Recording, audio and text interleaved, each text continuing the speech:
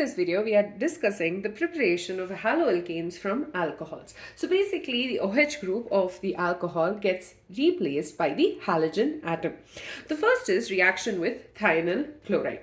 So alcohol, ROH, reacts with SOCl2 to form RCl plus SO2 plus HCl. Now, this particular reaction is quite helpful because the SO2 and HCl, sulfur dioxide and hydrogen chloride, which are formed, are gases, and these gases will easily escape, and this will leave behind the RCl, that is the alkyl chloride that is formed. The second one is reaction with HCl.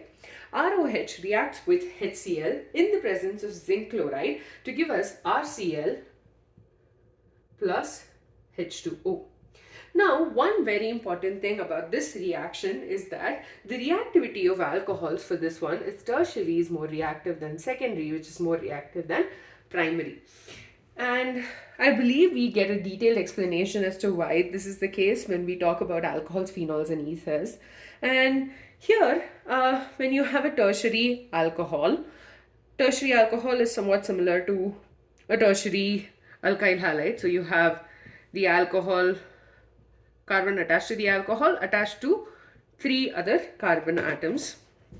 And if you have a tertiary alcohol, the reaction takes place in room temperature simply by shaking it with zinc chloride and HCl.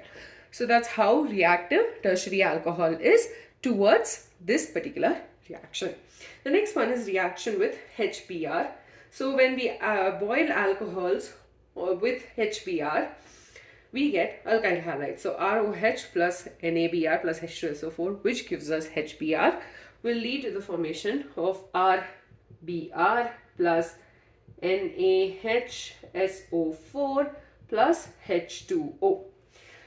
The fourth one is reaction with sodium iodide or potassium iodide. Basically, alcohols react with either sodium iodide or potassium iodide, 95% of orthophosphoric acid, for us to get Ri. Basically, an iodide, like an iodoalkane or a alkyl iodide.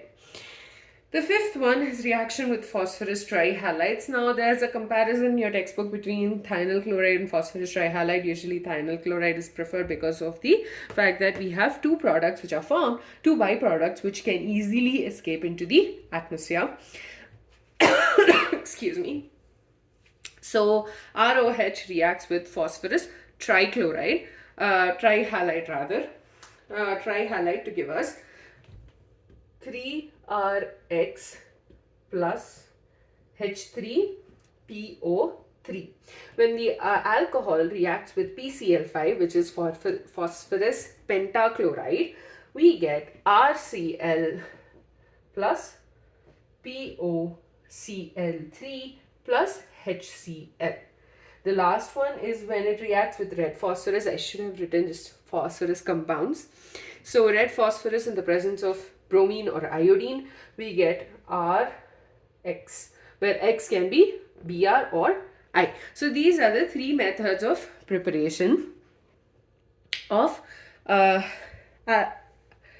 haloalkanes from phosphorus compounds. So, or using phosphorus compounds from alcohol. So when it reacts with PX3, that is phosphorus trichloride, the byproduct is H3PO3. When it's pentachloride, it's POCl3, and when it's reacting with red phosphorus in the presence of halogen, it gives us the alkyl halide.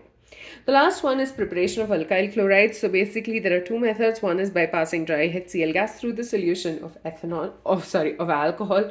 The second is heating a mixture of alcohol and concentrated halogen acid. This I just included because in your textbook, it's given as a huge paragraph, and instead of trying to mix and match all of it, I just separated them into their own parts. And if you find this easy, by all means, check out the notes I have in the description below. That'll be extremely helpful for you. One more important thing is that we cannot use phenol for the synthesis of alkyl halides because this bond is pretty strong, and because of that it can't undergo substitutions. You've learned all of that in class 11. With that, we're done with the preparation of haloalkanes. In the next video, we will be discussing the various methods of preparation of haloarenes.